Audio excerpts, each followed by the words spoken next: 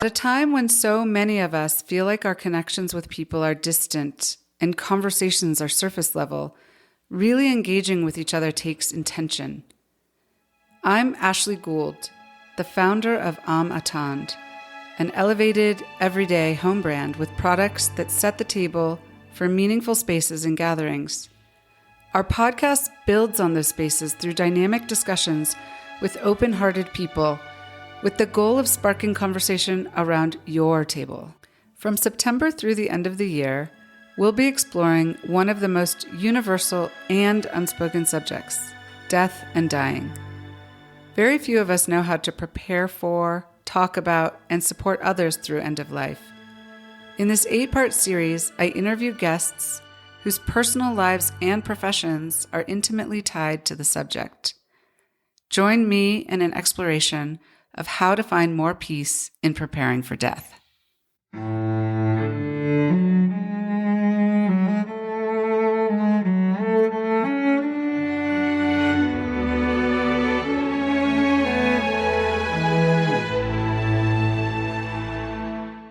It is my pleasure to welcome Ashley Kirkham to On the Table with Ashley today. Ashley received her BA in English Literature from the University of Utah, a JD from the University of Utah College of Law, and an LLM in Taxation from New York University School of Law. Ashley practiced law in New York for 15 years and is now dedicating her time to raising her family and earning a certificate in beekeeping, learning all about the lives and ways of bees and keeping her own hives, all of which we'll hear more about in our discussion. Welcome, and thank you for joining me today. Thank you for having me. So I always like to start and just hear a little bit about where you grew up and what kind of kid you were, what you liked to do when you were young. All right. I grew up down the hill in Salt Lake City, Utah, and I grew up in a neighborhood full of families and full of kids. So typical 1980s, roaming the streets, playing capture the flag and just night games. So I was outside a lot, and I also was reading a lot. I never liked Capture the Flag. There was something that was so stressful about it to me. I don't know why. If you have enough people, then you don't have to be the on person. Yeah, right? That makes sense. That's the key. Okay, so I'd love to know what drew you to focus on studying law and specifically estate planning before you got into beekeeping. So I think the reason I got into law is because I was a really good student. I went through high school, I went through college, and then I just wanted to keep going to school. And I came out of undergrad with an English literature major, and I didn't necessarily want to be a teacher. And so I decided to go to law school. So that's how I ended up at law school. The way I got into estate planning is during my time at the University of Utah, I focused on environmental law and natural resource law, which is a big deal in Utah. And I was really into conservation easements. Mm-hmm. And so I thought I would end up doing a lot of conservation easement work. And then I moved back east right after law school and was living in New York City. And there's not a lot of conservation easement law back there because there's not a lot of public land or even private land to then put into conservation easements. So I ended up going to NYU to learn more about taxation, thinking also about conservation easements because the base of that is tax law. Sure. And came out working in estate planning, which estate planning goes with conservation easements and it goes with conserving land, but there's different ways to do it. And in New York, that's just not what your focus is going to be. So I still don't get, I can understand how they're related, but how were you okay, this is what I want to do? Did you get a job or did you start learning more about estate planning or? So once you're in the LLM program at NYU, it's tax-based. And there's basically two roads you can take, corporate tax or estate planning tax. Oh. And I was not going down the corporate tax route. And so I went into estate planning. Okay. And then you liked it more and more? I loved it. So what did you love about it? Because I'm not an arguer. I don't like conflict. I don't like confrontation. And so I was working for a firm where families would come in and They were planning because someone was getting married. They were planning because someone was having a baby. They wanted to set up a private foundation and work on their philanthropy. And it's a really nice area of law. Not to say it doesn't get messy, because humans are messy and there's always interesting family dynamics. But in general, I really lucked out. I had really nice clients, and we were checking the box on a lot of things that they wanted to get done. Not related to death, let's say. And I think a lot of people, when they think about estate planning, and the reason I think so many people don't do estate planning is because they think about death. Yeah. And very few people are actually wanting to think about it or plan for it, which is a big part of the reason I'm doing this series, because I feel like we should all do more of that. Absolutely. But I still think there are definitely people who are acknowledging that this plan is for after they're gone. How much of that was your practice, like, to begin with? Like, if a lot of it was like, okay, somebody's getting married or having a child or whatever, what proportion of it was, I'm actually planning for when I'm gone? So the three main reasons people do their estate planning is they're having surgery. Yeah. They are going on a family vacation, maybe a bigger family vacation where they might all be going on an airplane together. Yeah. Or sometimes certain members fly on a separate airplane than other family members. Those are like the two big things that gets people to come in and update their will. So I talked about the earlier getting married and having a child. That is the anomaly. Not many people they know they should do it once they have a baby, but it is the bigger things where I think maybe there's a higher, not that you're going to die in an airplane, because actually that statistic is very low, but for some reason that triggers people to want to do estate planning. When I worked at a bigger law firm, most of our clients were older. They were more established and they had grown children. And so they were setting up trusts for children or grandchildren. Okay. When I broke off and started a smaller law firm with another attorney, we actually focused our firm on young parents. Okay. Because it was an easy entry. Yeah. And we lived in downtown New York City at the time, and it was exploding with young couples and babies. Yeah. And that's who our peers were at the time. Yeah. And so I'd go to preschool and kindergarten drop off, and that's who my clients were. So that's why I talk a lot about getting people with young children to write their wills. Also, that's on their mind because of guardianship. And so you're not necessarily thinking about death at the time. You are, but you're more thinking about guardianship. And it's kind of like, I just need a basic will, and I need to put my sister, my brother, my good friend in this box, and then I can check it off. Yeah. For the next 10 years or something. And then I'll think about it again, because you should update your will every 5 to 10 years. Depending on situations. Yeah. That makes sense. So going back to estate planning, I remember when my husband Carlos and I did our first trust, and it was definitely after our first child was born. And it's not that we had money, but we wanted to make sure that we were deciding what would happen in the scenario where we both passed away. Who did we feel would be best to take care of our son? Right. And then we updated it when our second son was born. And then over the years, as you say, like, people should look at it every 10 years or so. 5 to 10 years. 5 to 10 years. So it sounds like in the practice that you were starting, it was more focused on sort of that demographic. And still, I think in that demographic, as you're doing this, it can be a relatively jarring experience because, and I don't know how you did it, but the way that our estate planning lawyers did it, they drew like a picture with boxes. Yep. And then the boxes, the flow chart that would say like, okay, like, Ashley, if you die first and Carlos is still alive, here's how it goes. Carlos, if you die first, and it's a bit jarring just to think about these things. So I do think that it makes you, at whatever age you do it, start to grapple with mortality at some level. But I also think that for many of us, it's like, okay, I'm just going to get my brain in the space to do this legal work, and I'm not going to go any further. Right. What was your experience with your clients, whether they were younger parents or older individuals planning for next generations? Like, did you feel like people we're able to sort of step back and think about what is it that I want to leave other than money or even guardianship. I was telling you about an earlier episode with Susan Turnbull on ethical wills. That was a wonderful conversation. And she's extremely focused on helping people create intentional communications for loved ones that don't have to be this huge burden. It can be 5 bullet points. And there are tools and tips now, and I'll put those in the show notes for this episode as well, so that people can just do something. And it's sort of like, it's like the Nike logo, like just do it. Right. You can always update it. You can always change it. But, But can you? What if you have 3 different letters stashed around your house?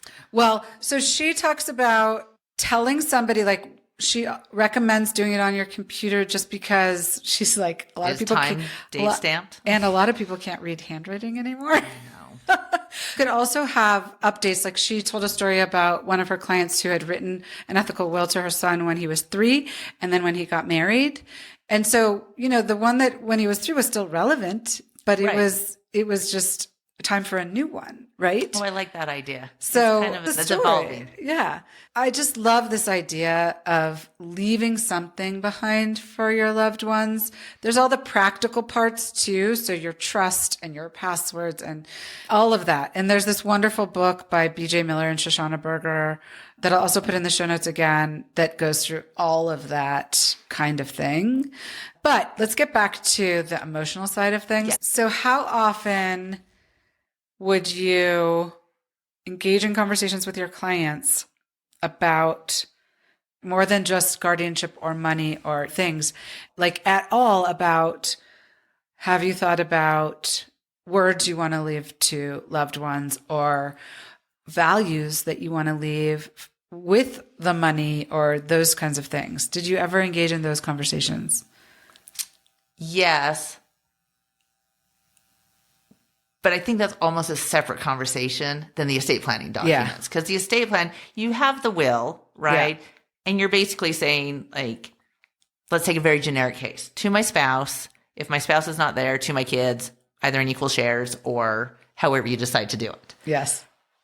Done. Like, there's not that much you can get very detailed in a will, but at different points in your life, it doesn't need to be that detailed. Right. And so that's one box. The more tricky box, I actually think, is the healthcare documents. Yes. You're much more likely to get injured, disabled, be alive than die statistically. Yeah. Right. And so those conversations I spent a lot of time on.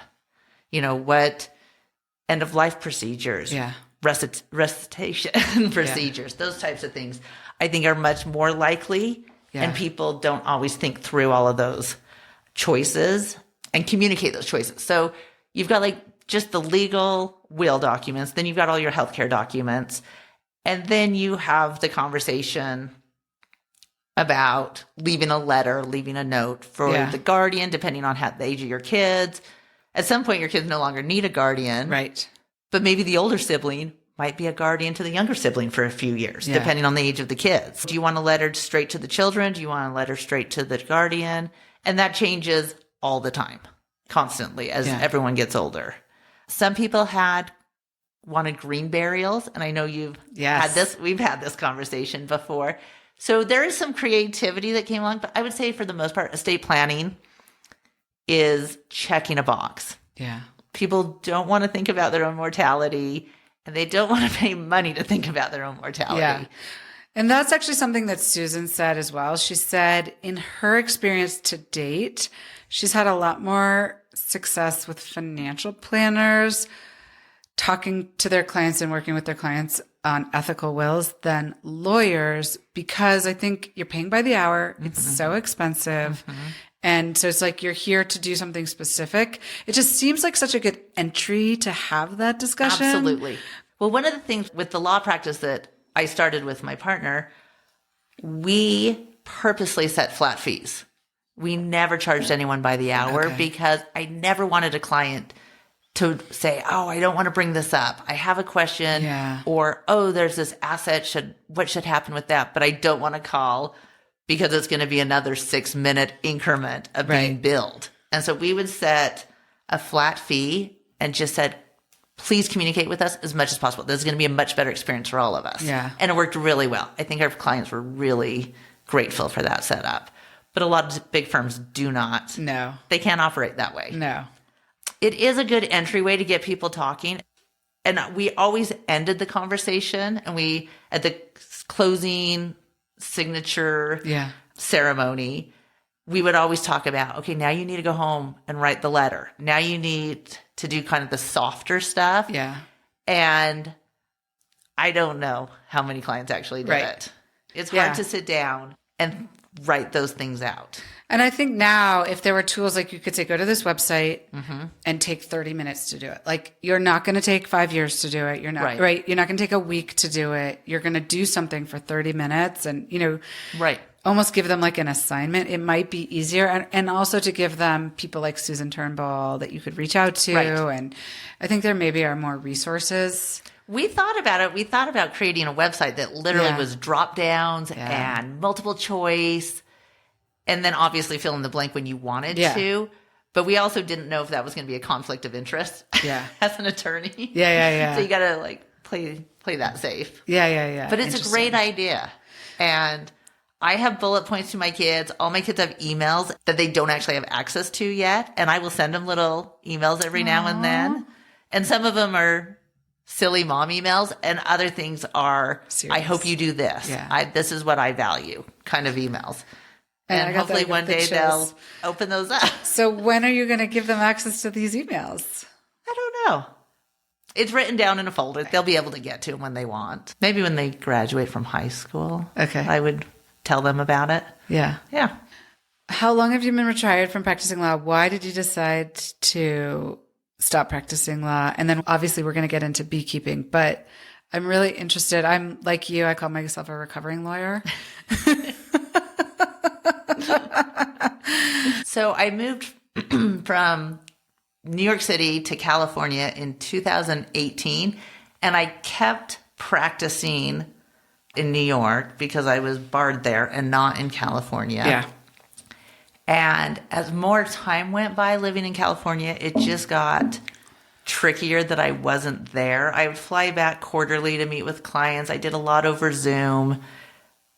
But then when I moved from California back home to Utah, I just felt really disconnected with my clients in New York. And I was nervous about liability. Am I staying up on all the tax laws? Not being in the place where you're practicing law is really hard. Yeah. And so at that point, I made the choice whether to take the bar in Utah, because I had never taken the Utah bar, or to retire from practicing. And I decided I didn't love the long distance working.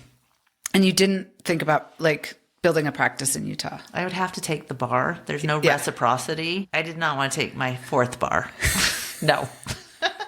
I did not want to take the bar here either. But I was also, I think, just done with practicing law. I'm extremely grateful I went to law school. I actually loved law school. I don't know how many people can say that. I know, me too. I love learning. And both my dad and stepdad were lawyers.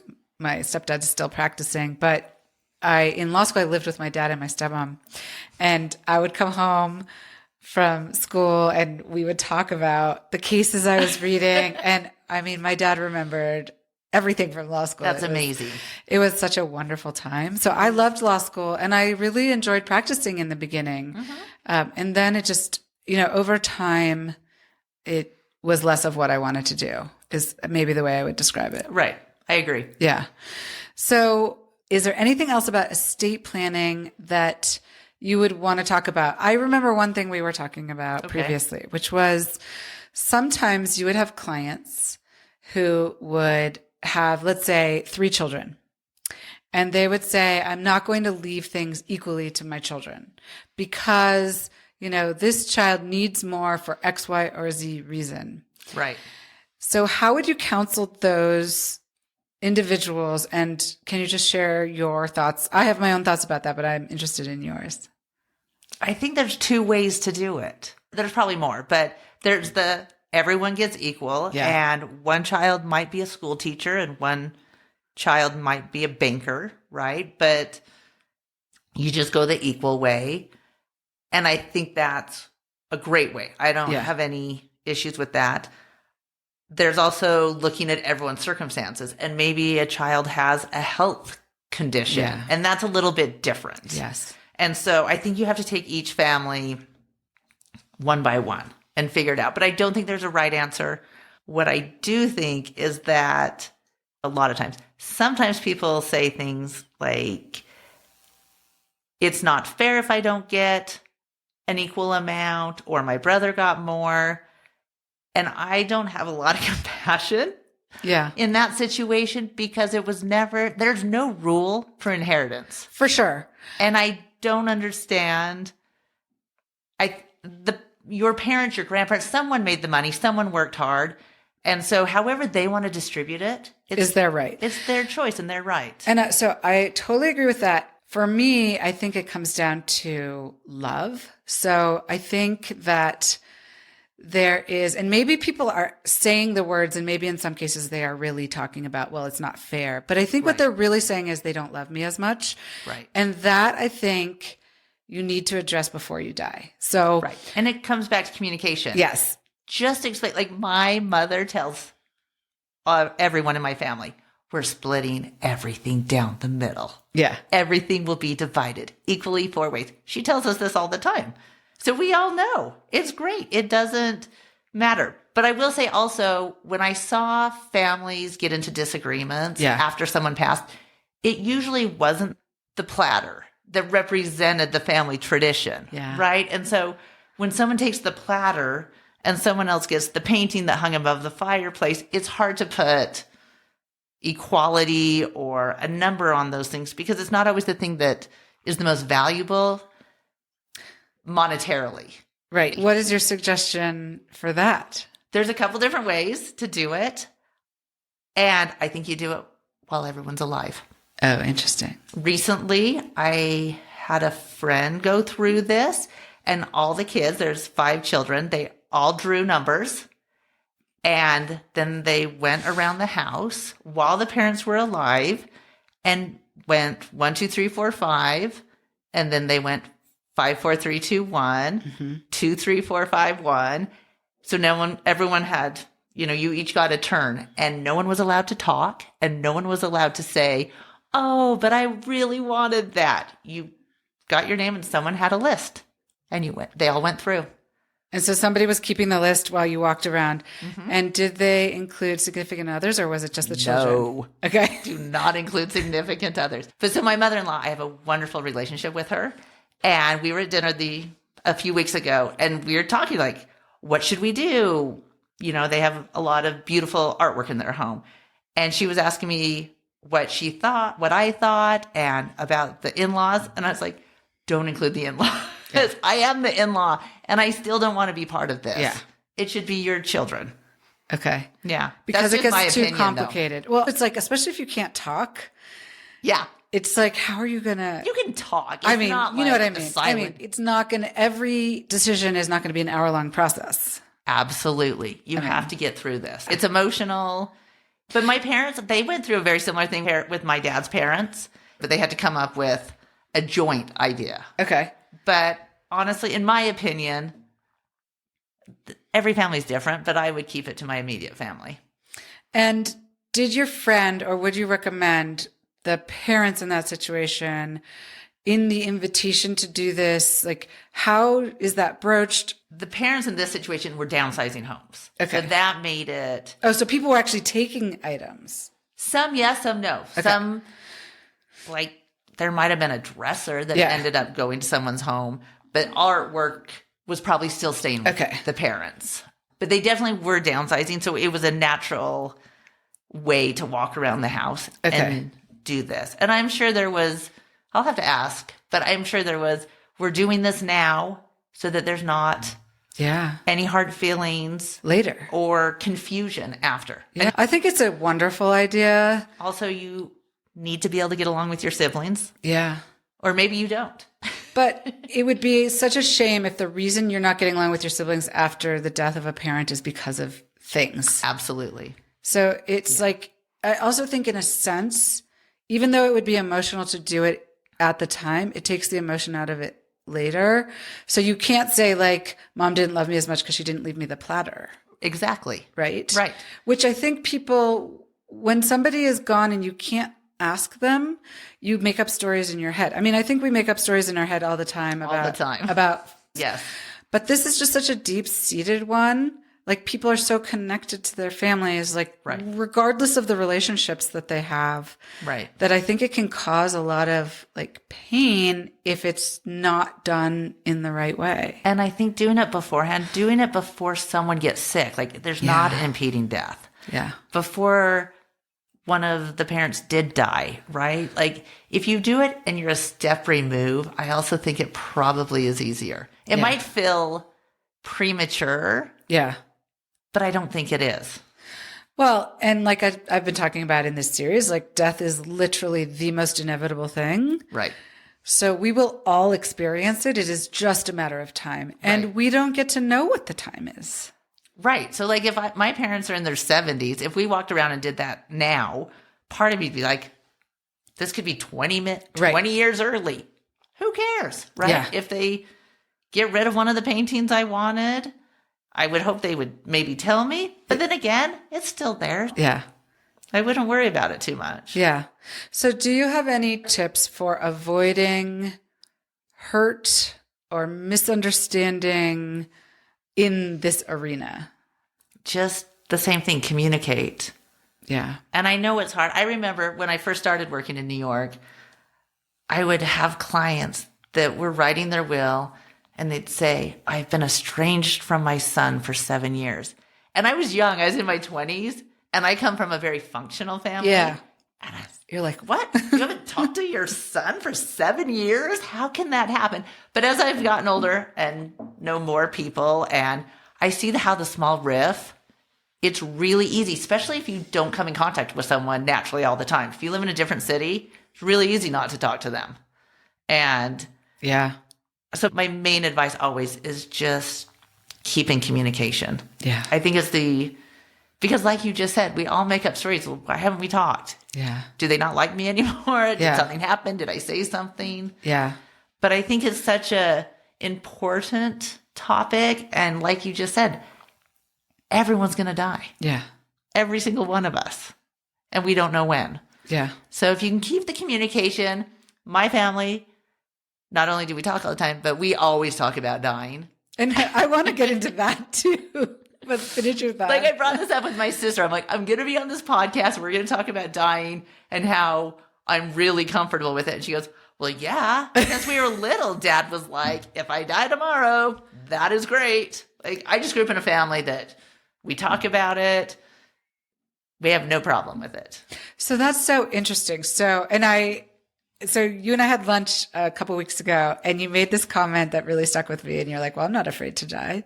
No. And I don't know if I've ever heard anybody say that, honestly. For reals? Yeah. So it sounds like that is actually a gift that your father or maybe both of your parents have given you. So have you ever asked your dad, like, where did that come from for him? Like, did his parents do that for him? Or is it religious? Or like, what is it that he was so comfortable and also comfortable saying to you guys so that you became comfortable with it? One, I think we talk about it all the time. So it's just very normal. Like even my kids, I'm always telling them, when I die, I want to be cremated and I want to be sprinkled on the trails with Oscar. Okay. And they're like, why, Mom, do we have to talk about this? But we just do. And then I think it's going to be perfectly fine. My guess, back to your question, is this is all faith-based. I truly believe in a heaven. Yeah. And so I think when I die, I have a grandmother who turns 99 next week. Part of it is really exciting that I still have a grandma, right? Not many people have a grandma at my age.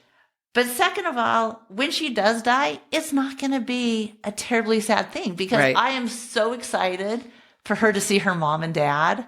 And she's one of 9 siblings. Some of them she hasn't seen in decades. And I think it's going to be so wonderful that they all get to be together. Yeah. So I'm actually really excited for my grandma when that day comes. I will be sad for me, but excited for her. So I just think I have a really strong faith in the afterlife.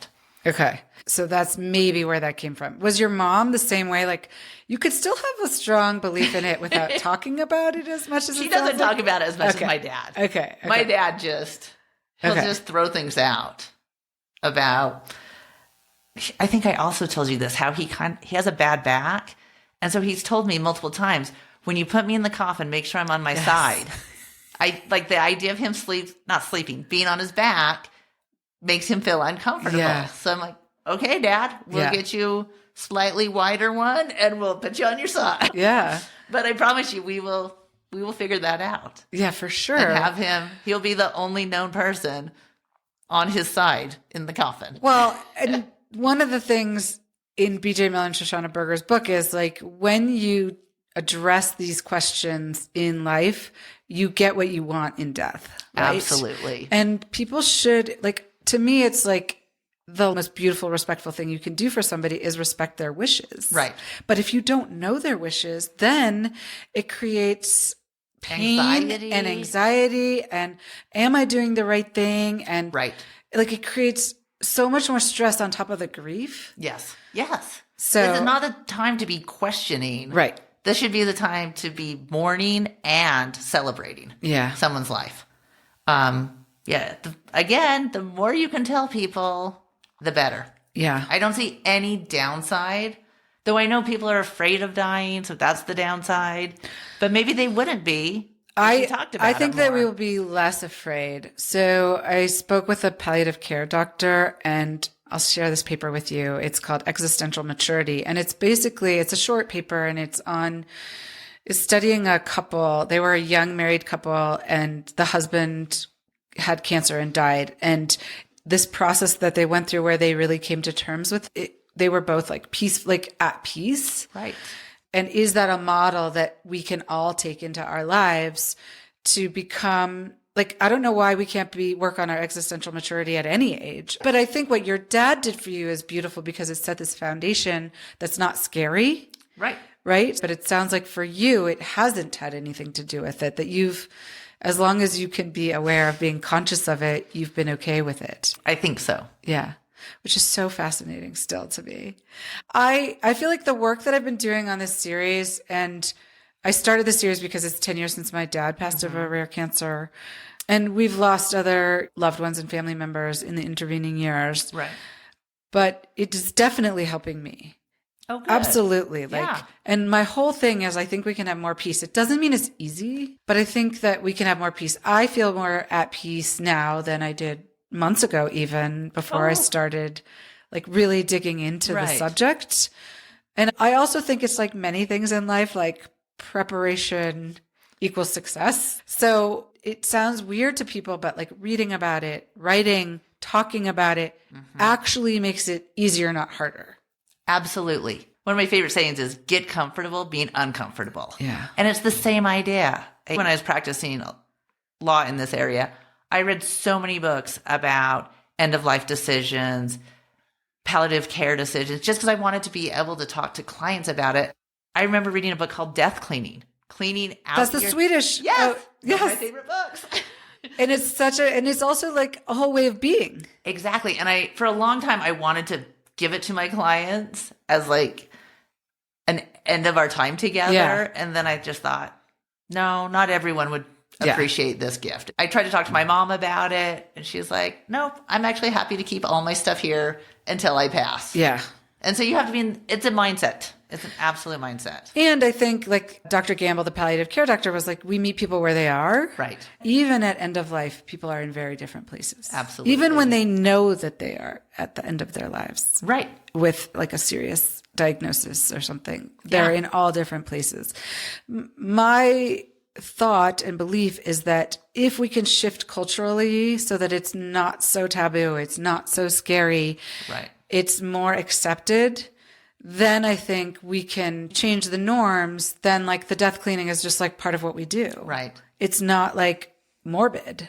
No, it's not morbid. It's life. Yeah. It's part of life. Well, and this is maybe a great transition to bees, because I feel like bees have this beautiful, like, there's a life cycle that I want you to talk about, and there's also like this staying power with the honey that they make that lasts forever. Yes. That sort of lives on, which is sort of like I think about like legacy. Mm-hmm. So let's dive into bees.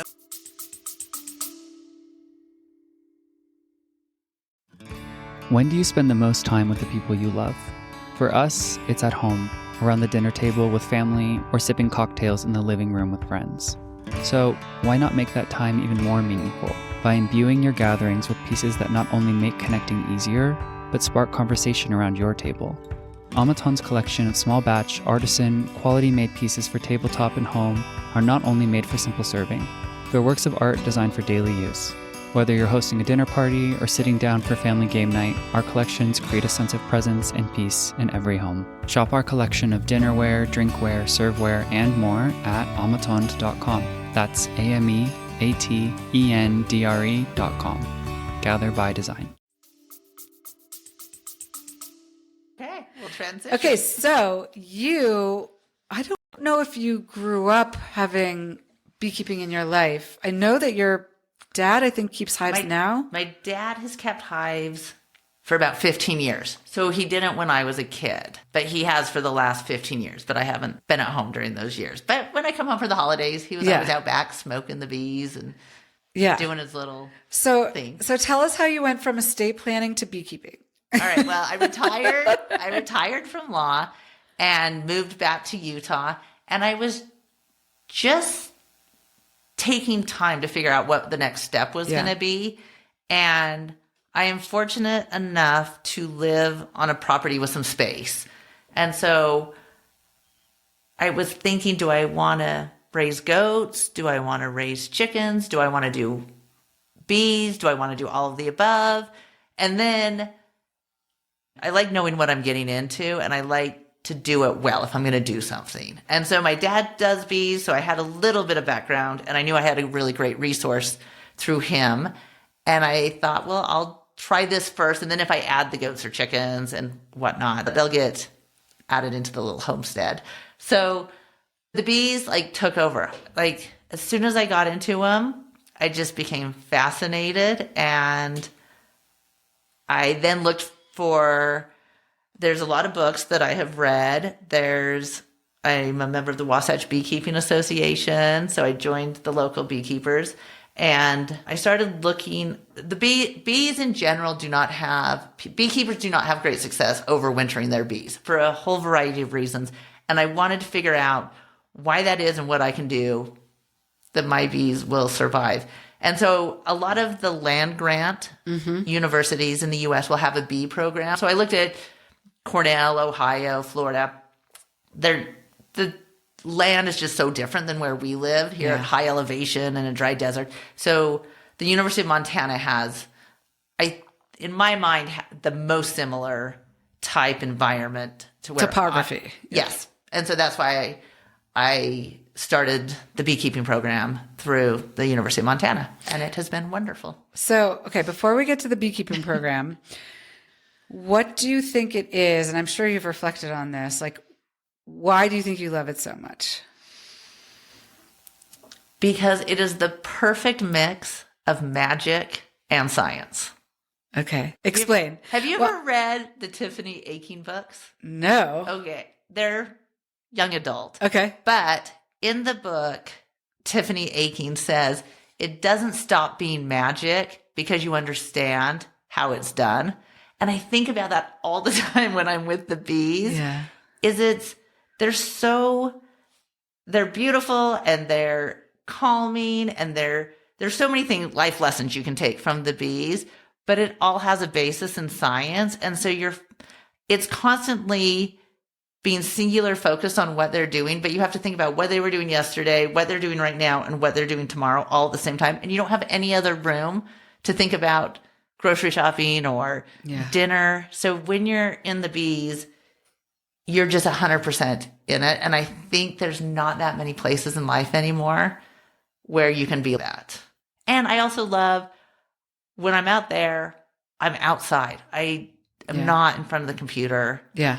I'm not trying to multitask. I am just thinking about what you're looking at the frame of bees, and you've been in the bee yard, and you're trying to figure out, by taking this look, what's happening and what should I be doing to help them.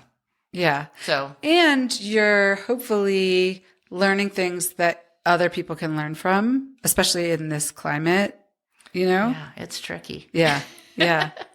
I mean, over time, how long have you had your hives?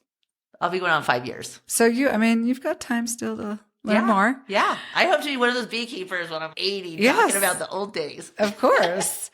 Okay. So do you think that there's anything about why you love bees that is why you ended up in estate planning, which is related to your comfort with death? Probably, right? I think so. There has to be some connection. One, like I started out law school wanting to help the environment. Yeah. The whole thing about bees is studying the environment. Yeah. You're studying the hive, but you're constantly looking, what is their habitat? What are they going out to find pollen on? What is in bloom now? What's going to be on bloom? Where are they finding the pollen? Where are they finding the nectar? And how are their resources? And so I think that ties in really well. Yeah. That I've always been really tuned into topography and land and that stuff. I don't know if I would have consciously made the decision, but the life cycle to everything. And estate planning is all about the life cycle, and bees very much so. The female worker bee, which is 99% of the hive, those lovely ladies live for about a month during the summer months. The males are the drones and the females are the workers. Under the females, there's a caste system.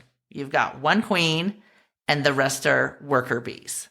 And they're all female. They're all female. Okay. And the females are 99% of the hive. They do most of the work of the hive. Yeah. When the bees are born, they kind of chew themselves out of their little comb, and then they clean up the comb they just came out of. They're just amazing. And then they get right to it. They help clean up the comb. They help clean the hive. Within a few days, they're helping other baby bees. They're feeding the larvae. They're making bee bread, which is the pollen that's coming in. They mix it with some enzymes and they make the bee bread. Some might become guard bees and they, guard the door. Yeah. So like when you look in there, there's these little bees poking their heads out, making sure no one that's not part of the hive comes in. Yeah. They're so great. And then the end of life, they become foragers. And that's when they go out and they might be honey or nectar foragers. They might be pollen foragers. It kind of depends what the hive needs at that time. Okay. And they know this. I don't exactly know how they know.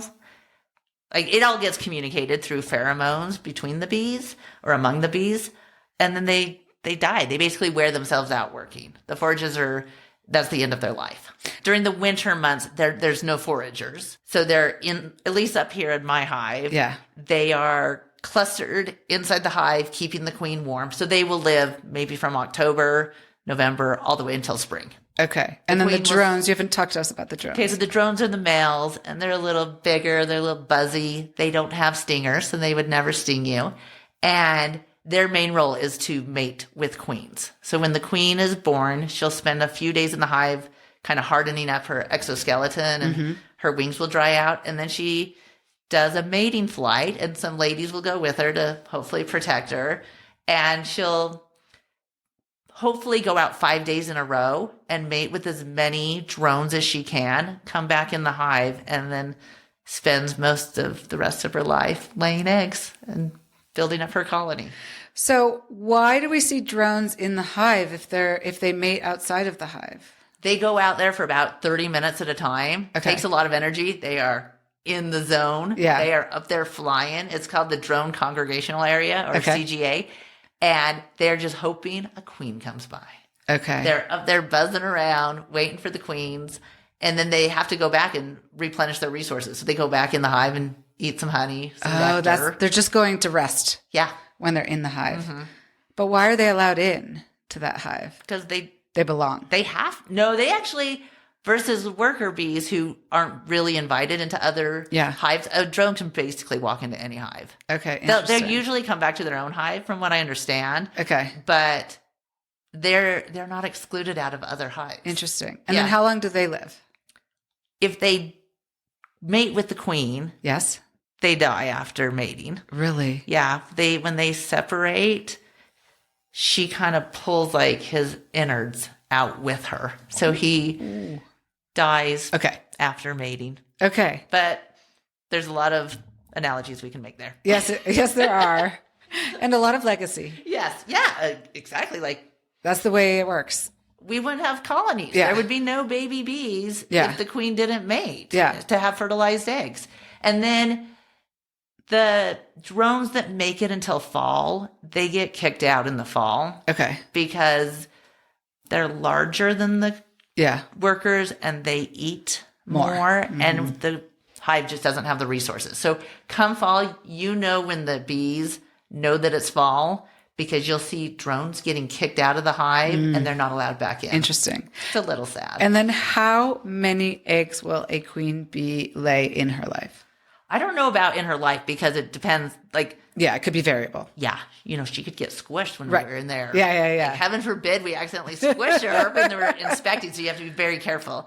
But in the height of summer, she'll lay 800 to 1,000 eggs a day. Oh my goodness. So you can I don't know how to do that math because there are places like Florida that have very long seasons. And then there's places like here that have shorter seasons. Yeah. And basically she will lay eggs during her seasons until she kind of runs out of fertilized eggs. And then the other bees in the hive kind of can sense that and they will then replace her with a new queen. Oh.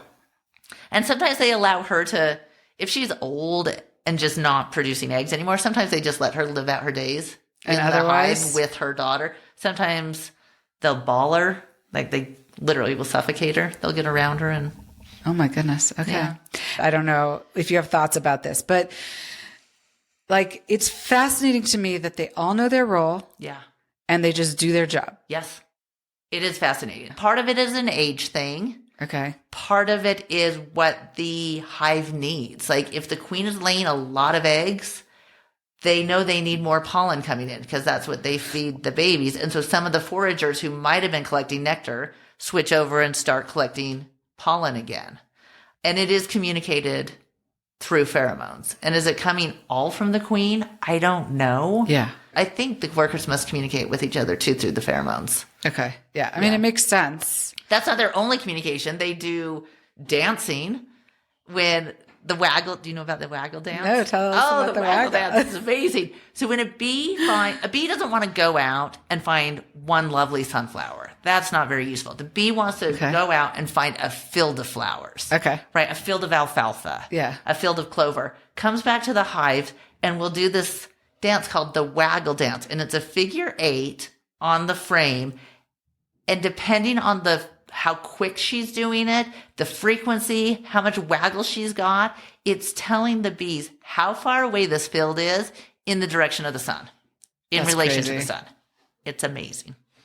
And then when we were there, you showed us some, I think you called them pollen pants. Or- Yeah.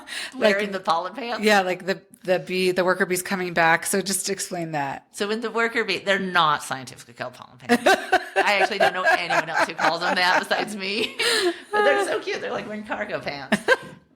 The worker bees go out and they're collecting pollen from multiple sources and they pack them on their back legs and they kind of can crunch it down with like the joint of their back leg. It crunches it To compact it. And there's like a special pocket on their back legs where they put the pollen and then they come back to the hive and other bees who work in the hive take the pollen from them and will go up into the hive and mix it up with enzymes and whatever it needs to be mixed with to become bee bread. And then they pack it in the cells.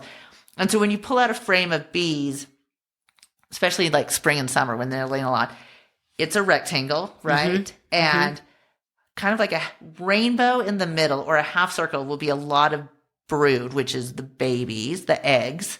And then around the brood will be a rainbow of the pollen, the bee bread, which they'll feed. And then outside of that, up in the corners will be the honey. And it's kind of the process of what they get fed. Okay. And so they'll do that on all the brood frames so that there's always resources nearby. And so when there's not a lot of pollen, the queen will slow down because she's not going to lay eggs if there's not enough food to feed Yeah. the The larvae. babies. Yeah.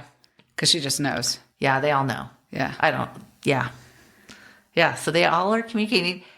And there's thousands. There's tens of thousands in there in the summer. And the other thing that's fascinating to me was you said, how many hives do you have again? I had 6. I'm down to 4 because I combined For the winter. for the winter. I So, wanted but to you make it were, strong. when it was not winter, so you have like a schedule when you go out, and you have a schedule of when you like protect against mites and other things. And you don't want to disturb them too much. Like it's like an art and a science. Yes. But one of the things I found so interesting is that the worker bees know which hive that they go out or when they're foraging, and they know which one to come back to. Yes.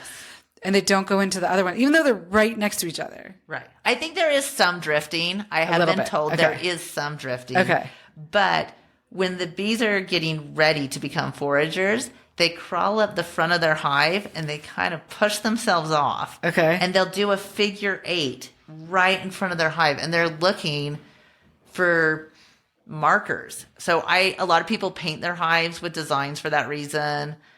Oh, really? Yes. I have a combination of painted hives and just wood grain hives that have been wax dipped, and they'll look for the lines of the natural wood to know which hive is theirs. crazy. I think they also use smell. Yeah. I think they use the magnetic fields of the earth to know where to get Yeah. back. But once they get close, I think they know their own hive by these orientation flights they've done.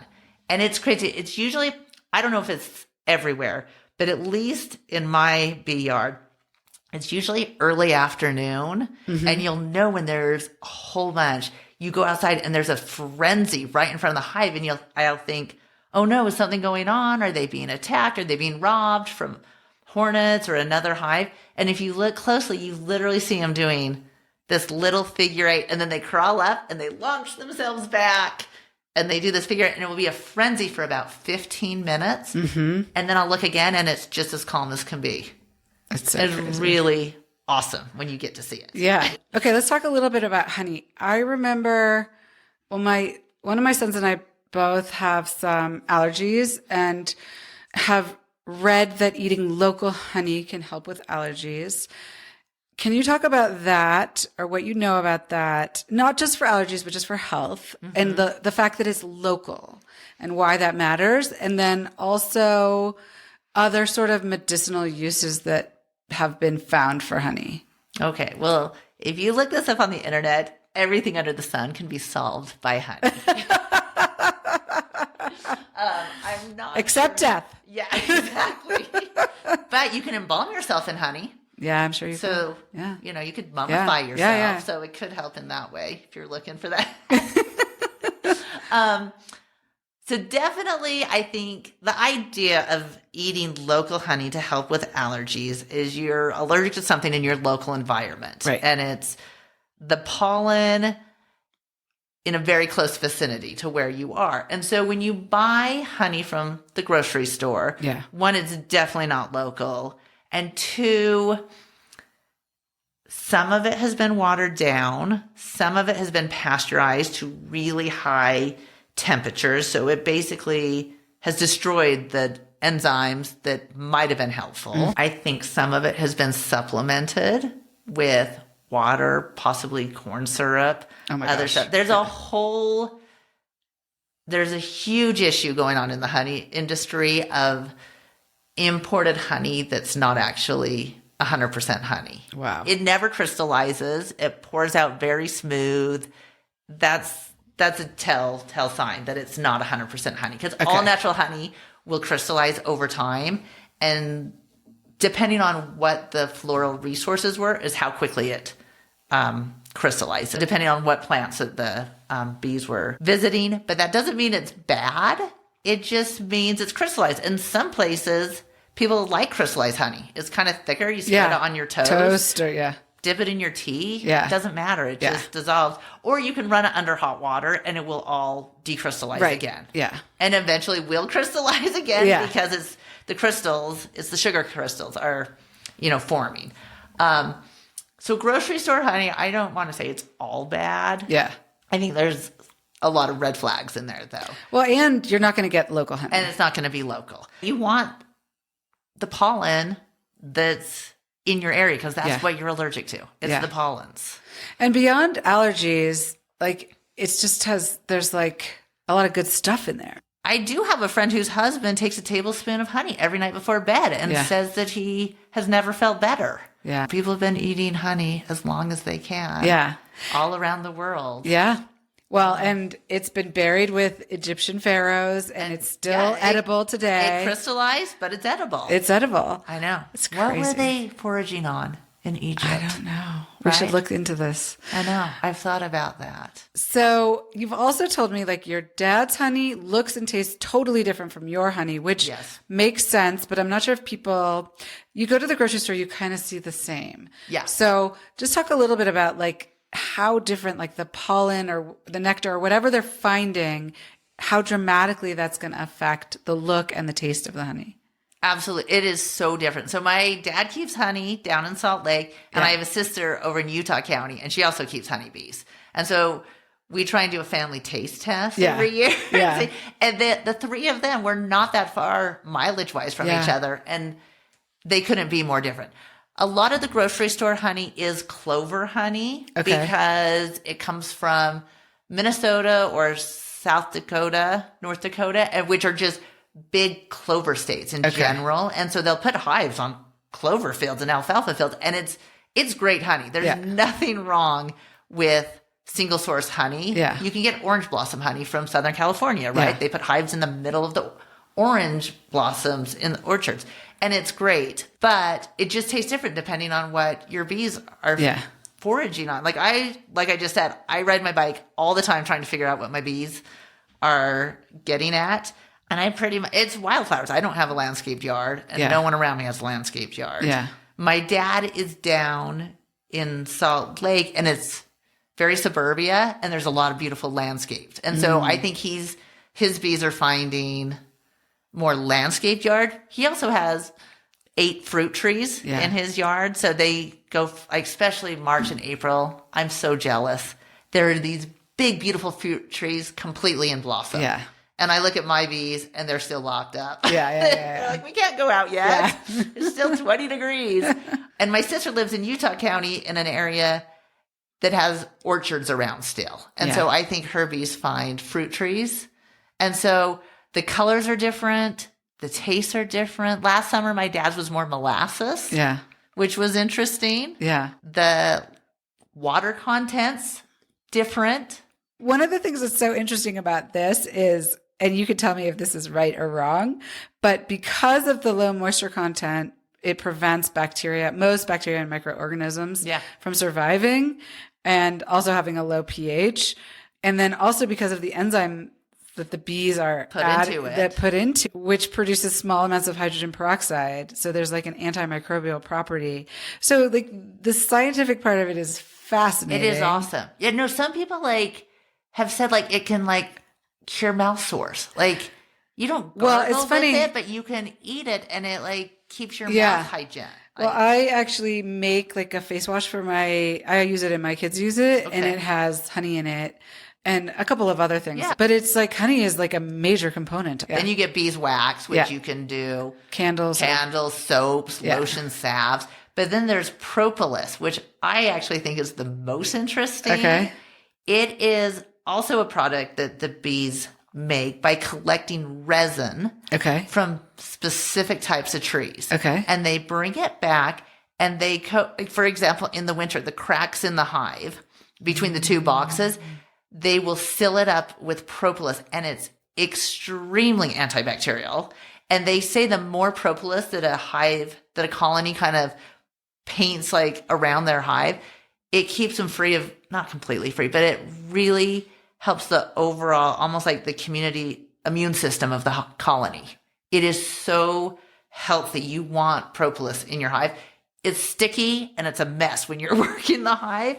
But so people have started to collect propolis and put it into all sorts of cosmetics, skin care. So that's I have some in a jar that I don't know what to call it. It's sitting in a very high proof alcohol right now. And then I'm going to start adding it to products and figure out. Like your chapstick or something? Yeah.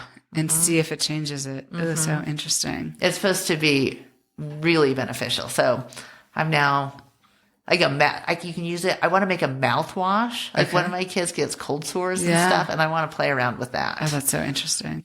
Is there anything else? I mean, literally, there's so many things that we could talk about, like what kind of bees, and we haven't talked about the environment and biodiversity and the importance of the bees. I mean, so I'm just going to let you answer, like, pick one thing that you're most passionate about. I would say one of the things I'm most excited and concerned about as far as bees go. Bees are super important. We all know that. They're important for the local environment. They're extremely important for our food system. Like 1 in 3 bites you take come from something that a bee helps pollinate, right? Like if we get rid of the bees, 1 to 2/3 of the grocery store is gone. And then we're eating Twinkies and things grown in a lab. So, but it's not, I don't think this is a call to say, everyone run out and get bees. That's not what we need to do, because there's a carrying capacity to the land. And so what I would really hope everyone could think about is habitat. It's, what do the bees have to work with? Where are they going to get their nectar? Where are they going to get their pollen?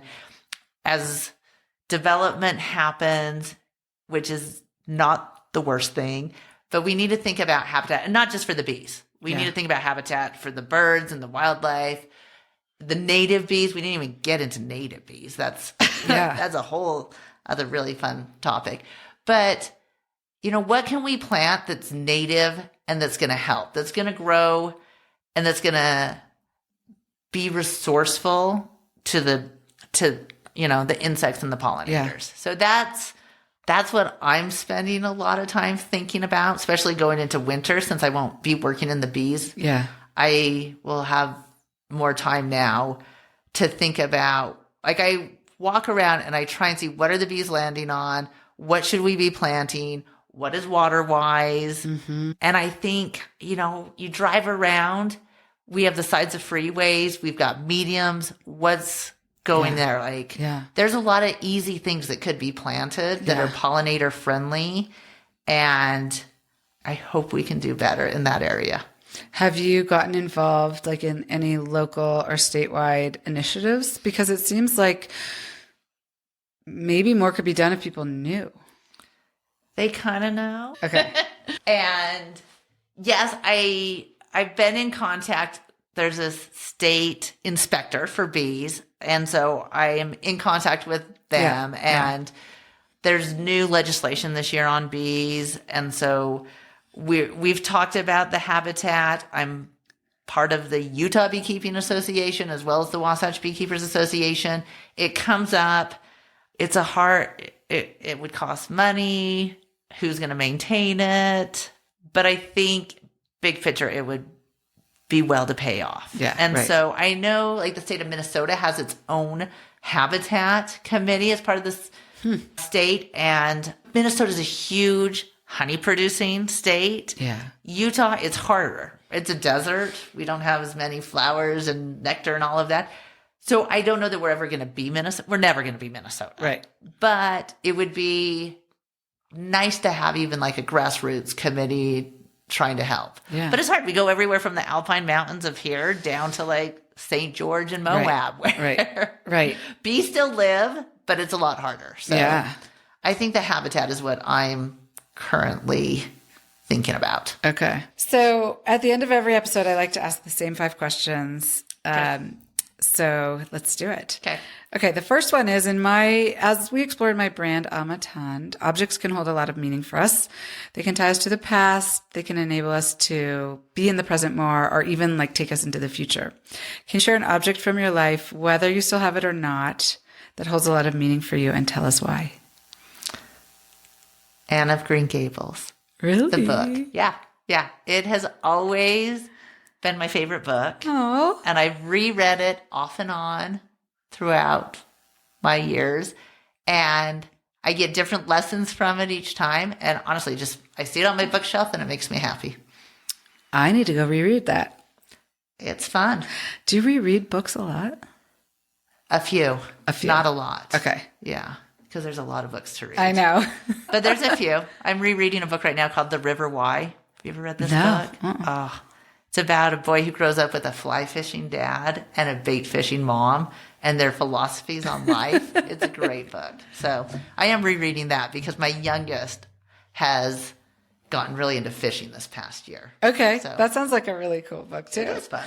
Yeah. And Anne of Green Gables, do you think that your love of the book stems from the writing and the lessons and or also potentially when you first read it, like the time in your life?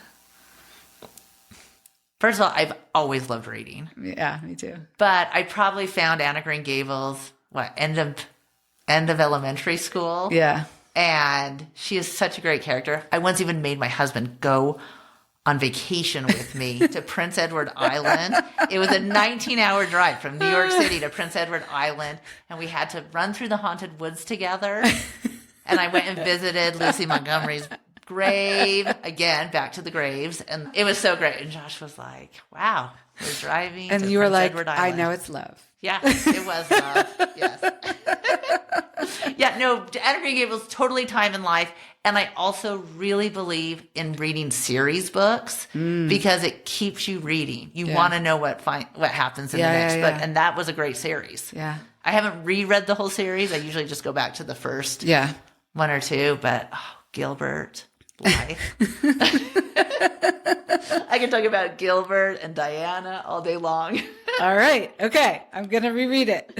Can you share a favorite tradition? It could be from when you were a kid or something you do with your family or your children or your extended family today. Anything at all. Okay. Yes. We celebrate, my entire extended family, Bob Dylan's birthday every year. What? This is a new one for me. May 24th, as I was growing up, we celebrated his birthday because my mom does not love Bob Dylan. I think it's mainly my dad and I, but everyone else Tolerates it? Yeah, tolerates or appreciates him. And even to this day now, I'm not sure all my siblings, but now me and my kids, May 24th, we bake a cake, we sing, we play his music all day long, we choose our favorites. Yeah. I have never heard him. this before. So, Favorite singer, songwriter, poet. Love him. So this started with your dad? Yeah. My dad is the king of quirky traditions. Okay. And if you're going to start a tradition for a family, make it quirky because it works. Okay. I'm going to give you one other tradition that I love. On Christmas Eve, we play family bingo. Yeah. And normal family bingo, but the prizes range from, a headlamp from REI to a frozen turkey. And they're all wrapped up. And the year that your 8-year-old niece gets the frozen turkey and starts to cry is the best. Because you never know who's going to get the Costco salami. There's some really great ones. There's some that you just want to cry. And when it's the little kid, you're just like, it's your turn. And you don't feel bad. It's so awesome. But then that kid, a couple of years later, talks about it like it was the greatest Christmas ever. Right. Because they remember it. It was so memorable. It was so memorable. Okay, and I love this. Got the frozen turkey one year. So that's your bragging right. Quirky family traditions. Okay, I got to think of a good quirky family. I love this. Yeah. I can this. tell you one. This isn't a tradition. Yeah. This is another awesome one. One year, my dad gave us all mace for his birthday, I think. But he wanted to make sure we all knew how to use it, right? It was pepper spray or mace. Yeah. He got a full body cutout of himself. Of him wearing, I don't even remember, probably normal clothes. I don't remember. So out back, we all had to take turns in front of each other yelling stop, don't touch me. Or you had to yell something because you had to practice. And then we had to practice spraying mace in my dad's face. Who had the life-size cutout, the big cardboard cutout. But then, you were ready to use your mace. Yeah. Yeah, you knew what you were doing. Okay. That was a great birthday. Okay. Are you in a phase in your life where you enjoy entertaining in your home? Why or why not? Unfortunately, no. Okay. Because I'm busy every night of the week, almost. With the kids. Yeah. We're always going to soccer practice or some other practice. And then I am fortunate to have moved back home. And so Sundays, once a month, I get to go to my mom's and eat dinner. And usually once a month, I get to go to my mother-in-law's and eat dinner. Okay. And so on the Sundays that I don't have a family dinner. You just want to be with your family. Just want to be home. Yeah. Sundays are family day at my house. Yeah. We try not to do too much. anything besides family stuff. Yeah. Well, I mean, we talked about this before, and I've talked about this in prior episodes. Like, I do feel like we have seasons in life. Like, I used to like plan elaborate dinner parties, and then having young kids, it's like really hard. And then I kind of got back into it. And then lately in the teenage years, it's also harder because the kids have their own thing going on. So I'm like, I will come back to it. I know I will come back to it. I love having people over. Yes. And I love cooking for people and feeding people. But right now in this moment, it's just like a little bit much. You would have thought, I agree. When they were little, it was just like, no way. Yeah. And then you would think with teenagers, it's easier, but it's not. It's just busy. It's more busy. It's more busy. But then I think like it will get less busy again. I agree. So I feel like it can be seasonal. Yeah. In our lives. And so. I love having people over. Yeah. But not only am I busy, everyone else is busy. Who am I going to invite over? They have all their stuff going on.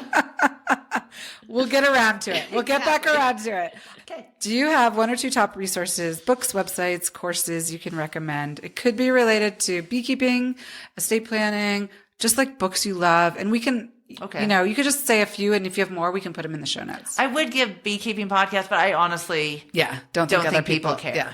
Because it's kind of in the weeds. Like, I want to know the details. Right. As far as books go, that Swedish death cleaning book is one of my favorites. Okay. When Breath Becomes Air. Have you read that? You know what? I was it's about just a doctor who is diagnosed and dies of cancer, and his wife ends up finishing the book. So I just good. did an episode with Play Steinberg, and they recommended that exact book. And they said so they lost both of their parents to suicide, and as they were grieving, at first felt like I need to write a book on grief, and then found that book and said, I don't need to write a book on grief. It's so good. Okay. But you have to be okay. You have to get comfortable being uncomfortable. Yeah. Okay. It is. I'm definitely going to read It's that. a great book. Is it, I think, Atul Gawande? Yeah. He wrote one about kind of palliative care and end of life decisions. Yeah, that one is good. That one I think is really helpful. Because like I said earlier, I think writing a will is really important for many reasons. But I really think you need to think of the end of life stuff. Yeah. That one's more tricky. Yeah. Right. And he kind of walks you through different scenarios to think about in his book. And I liked his book because it was both as a physician and as a son. Exactly. Yeah, Yes. It was nice. It was. All right, I'm going to stop And there. Anne of Green Gables. And Anne of Green Gables. Yeah. I mean. And if you can go to Prince Edward Island, it's wonderful. Okay, last question, and maybe it's the bees, but what do you do for yourself? Do you have a practice, a focus, a habit, or a daily routine that you adhere to that contributes to your success or your well-being? I go hiking with my dog every morning. Even in the snow? I was there today and it was 11 degrees. Okay. Yes, because he would go crazy and I would go crazy. Yeah, okay. If you have the right clothes, it doesn't matter. Yeah, that's true. There's no bad weather. I agree with that. Yeah. I would say that's my most consistent practice. Sometimes we run, sometimes we hike, sometimes we walk. Sometimes friends join me, sometimes they don't. But Sundays are more tricky. But most days, at least Monday through Friday, I get up and go out with my dog every day. I love it. And then I would guess the other ritual is that I read every night before I go to sleep. Yeah, I do that too. Yeah. Yeah. It's wonderful. There's so many books to read. Oh my gosh. Yes. My nightstand has like 20 books on it, and I'm going to get to them all eventually. But then again, the other day I read something about, it was saying like, why do we criticize people who have books that like they've never read, right? Like, why do you have all these books? But there's plenty of things in your house that you've never interacted with, or that you bought for a specific purpose and maybe used once or twice. So then I was like, yeah, why can't I have his books? I do try and use the library a lot. Yeah. But there's certain books that bring me happiness. Just to have them. Yes. Yes, I agree. My favorites I keep. Of course. Yeah. So, you know another good book that borders on everything we've been talking about? Covenant of Water. Have you read that? No. Okay. Covenant of Water and Cutting for Stone was another Cutting book. for Stone, I think I've read. Yeah, so same author. Same author. Okay. And it borders on doctors, healthcare system, but they're novels and they're stories. Yeah. And it has a lot to think about. Those are really... Covenant for Water was my favorite book this past summer. Okay. Yeah, read it. I will read it. It's on the list. Oh, good. Well, Ashley, thank you so much for joining me. It has been Ashley, thank you for having me. it has been a pleasure and so much fun. And I've been learning about bees, but I've learned even more today. Well, and you're always welcome to come. In the spring, we'll open them up again together. Yeah. Thank you so much for joining me. It's been so much fun. I look forward to continuing the conversation. If you enjoyed the show, please rate, review, and subscribe wherever you're listening. It helps us reach more people who just might need these conversations. If you have ideas for future guests or have feedback, you can reach out to us by visiting onthetablewithashley.com, linked in the show notes. On the Table with Ashley is presented by our elevated everyday home brand, Amatond, which you can find at amatond.com. That's AMEATENDRE.com. You can follow us on Instagram and TikTok at Amatond. And you can learn more about products related to the Death and Dying series at amatond.com. Thanks for listening.